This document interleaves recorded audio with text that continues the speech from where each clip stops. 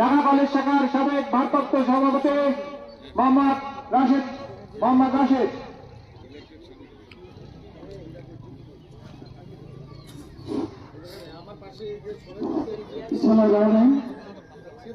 সম্মানিত উপস্থিতি, আজকের এই আমাদের দেশ নেত্রী বেগম খালেদা জিয়ার রুহের মাগফিরাত কামনায় দোয়া মিলাদ মাহফিলে মঞ্চে উপস্থিত আছেন আমাদের আশা আকাঙ্ক্ষার প্রতীক ধানের শীষের কান্ডারি আমাদের বিএনপি নেতা AZM ডক্টর ফরিদুজ্জামান ফরাদ। আমি মঞ্চের সবাই নাম বলতে পারছি না, আমি সংক্ষেপে দুটো কথা বলবো। একটা হচ্ছে সোশ্যাল মিডিয়ায় আমরা যেটা দেখতেছি মিথ্যাচার, যে ধরনের মিথ্যাচার শুরু হয়েছে, এর বিরুদ্ধে আমাদের একটু সোচ্চার হওয়া উচিত।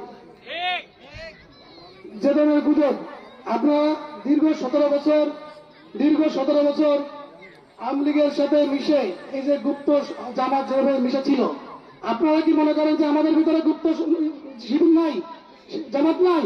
আছে। আমাদের ভিতরে গুপ্ত জামাত শিবির কাজ করছে এবং সেই গুপ্তগুলো এই নির্বাচনকে, এই ধানের শীষকে পরাজিত করার জন্য সোশ্যাল মিডিয়ায় মিথ্যাচার করছে এবং তারা বিদ্রোহী প্রার্থী হিসেবে দাঁড় করে রেখেছেন। আমরা আপনাদের বলতে চাই, আপনার দীর্ঘ 17 বছর এই নড়াইলের জনপদে আপনারা মামলা খেয়েছেন, জেল কেটেছেন, নির্যাতনের শিকার হয়েছেন, অনেকে গুম হয়েছে। কিসের জন্য? এই ধানের শীষে এই জনগণের গণতান্ত্রিক ভোটের অধিকার রক্ষা করার জন্য। সেই গণতান্ত্রিক অধিকারটা কি? আমরা এই যুবক সমাজ অনেকে দীর্ঘদিন ধরে আশা করে বসে আছে, আমরা আমাদের তারুণ্যের প্রথম ভোট ধানের শীষে দেবো। তারা যদি আজকে ধানের শীষে ভোট দিতে পারে, আপনাকে আমাকে ভোট দেবেন? বলেন, আপনাকে আমাকে ভোট দেবেন? আমাদের প্রতীক কি? ধানের শীষ। আমাদের নেতাকে তারেক রহমানের সিদ্ধান্ত আমরা যদি অমান্য করি, তার বিএনপি করার অধিকার নাই। যারা তারেক রহমানের সিদ্ধান্তকে অমান্য করবে তাদেরকে বিএনপি বলবেন না।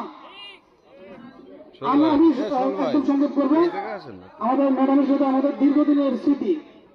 আমরা দীর্ঘদিন ম্যাডামের সাথে ভ্যান গাড়ি হিসেবে ছিলাম। ম্যাডাম যখন হাজিরা দিতে আসতেন, আমরা গাড়ির পিছন দৌড়াতাম। আমরা যখন হরতাল অবরোধ দেখেছি, এই যে আমাদের প্রার্থীকে নিয়ে যে অনেক মিথ্যাচার, আমি নিজে দেখেছি ঢাকার বিজয়নগর পানির ট্যাঙ্কির পাশে AZM ফরিদুজ্জামান ফরাদ, তার লোকজন নিয়ে সে মিছিল করেছে, অবরোধ করেছে, হরতাল করেছে, পিকেটিং করেছে। অথচ সোশ্যাল মিডিয়া কি বলে যে উনি এসে জুড়ে হয়েছে, উনি নাকি ভাড়াটিয়া। এটা গুজব, এটা মিথ্যাচার, এটা আমাদের এজেন্ডা। এইগুলো গুজবগুলো ছড়াচ্ছে, আপনারা কান দিবেন না। আর আমি আমাদের দেশের তারেক রহমানের ছোট্ট একটা মেসেজ আপনাদের দিতে চাই। সেটা হচ্ছে, আপনারা জানেন কিনা জানি না, আমাদের নেতা বলেছেন, এই যে আপনারা যারা আমাদের বক্তব্য শুনছেন, একটু করে সবাই চলে যাবেন যাদের বাড়িতে। কিন্তু কি হবে? আপনারা আসলেন, বক্তব্য শুনলেন, চলে গেলেন। কিন্তু আমাদের অনেক দায়িত্ব। আমরা প্রত্যেকে দুজন করে, একজন করে, 4 দোকানে বসে আমাদের ধানের শীষের প্রতীকের পক্ষে, আমার ধানের শীষকে কিভাবে বিজয় করা যায় সেই লক্ষ্যে আমরা কথা বলবো।